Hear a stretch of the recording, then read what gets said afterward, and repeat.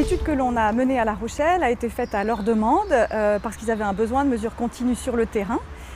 J'ai senti une collectivité très volontaire à améliorer les choses dans les écoles et en ligne directe avec les recommandations de l'ADEME. Nous avons répondu à un appel à projet de l'ADEME qui souhaitait aider les collectivités territoriales à sensibiliser ou à mener des projets sur la qualité de l'air intérieur. Le projet Impactair, il vise à terme à proposer un guide de bonnes pratiques d'aération et un guide qui est basé effectivement sur des vraies mesures et des études de profil selon les différents critères. Il y avait un besoin de mesurer deux molécules phares qui sont le formaldéhyde et le benzène. Et nous, ce qu'on propose, c'est un appareil qui permet de mesurer ces molécules. Ce sont des prototypes. Alors, ils n'étaient pas disponibles sur le marché et on a proposé d'aller directement faire les mesures avec eux. Lorsque nous avons répondu à l'appel à projet de l'ADEME, on nous a bien précisé qu'il était nécessaire que cette démarche puisse être reproductible par d'autres collectivités. Ça a nécessité que nos équipes aillent sur le terrain. Donc ça s'est passé pendant 5 semaines. On a mis en œuvre nos prototypes qui sont encore un peu complexes d'usage, qui n'ont pas la robustesse d'un produit commercial. C'est pour ça qu'on est allé nous-mêmes les mettre en œuvre. La campagne de mesure avait duré 5 semaines.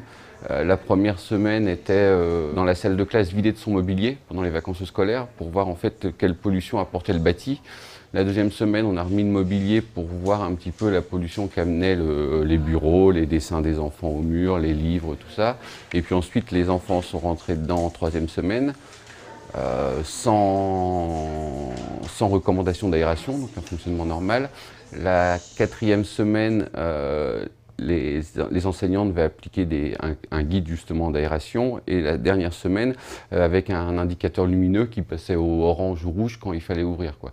Donc en fait avec tout ça, ça va nous permettre de proposer en tout cas la meilleure solution pour essayer de maintenir des niveaux de qualité de l'air assez corrects dans les écoles, quoi. Nous avons choisi une classe dans l'école Lavoisier et une classe dans l'école élémentaire des Grandes Varennes. On a posé pas mal de questions, on a essayé de voir si ça pouvait être plutôt positif pour l'école, pour l'image de l'école, et si ça pouvait être instructif pour les enfants. Et à partir de là, on a accepté le projet. Les élèves ont été informés un petit peu avant de ce qui allait se passer dans la classe. Donc ils ont bien accueilli le projet. Et ils étaient un petit peu surpris de tout ce qu'il y avait dans la classe, bien sûr. Mais ils étaient contents de faire partie de ce projet-là.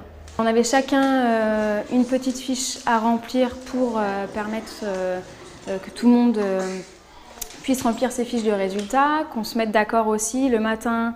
Donc les femmes de ménage remplissaient ces résultats et moi je prenais la suite dans la classe aussi pour qu'il y ait une cohésion d'équipe pour le projet. Ouais.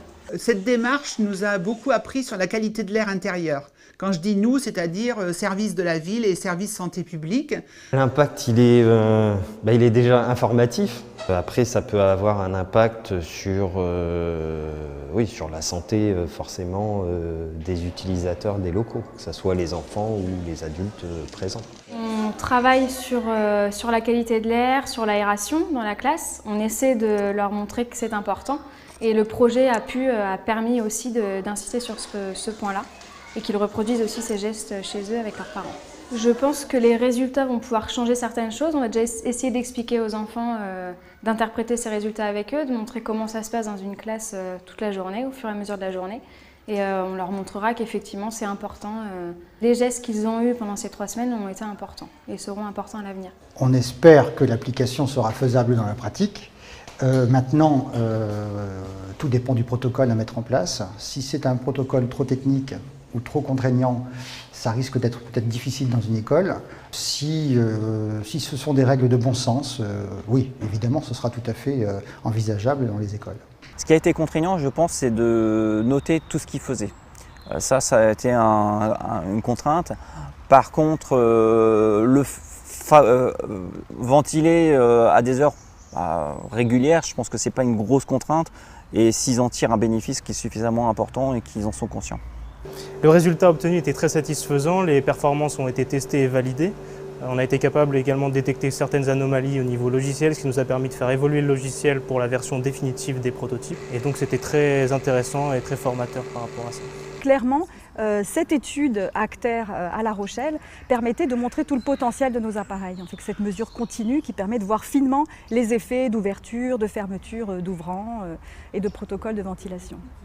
On a vraiment fait une démonstration terrain du fort potentiel de nos analyseurs continus. On est les seuls à pouvoir analyser le formaldéhyde avec quelques dizaines de millilitres d'air, donc vraiment un pouillème, alors que toutes les autres analyses sont faites avec peut-être plusieurs dizaines ou plusieurs centaines de litres. Donc c'est vraiment, on a une méthode qui est très sensible, et en plus elle est rapide, et elle est très compacte, ce qui nous permet de l'emporter sur le terrain et d'envisager son fonctionnement sur batterie. Donc parfait pour une mesure sur site pour un utilisateur aujourd'hui.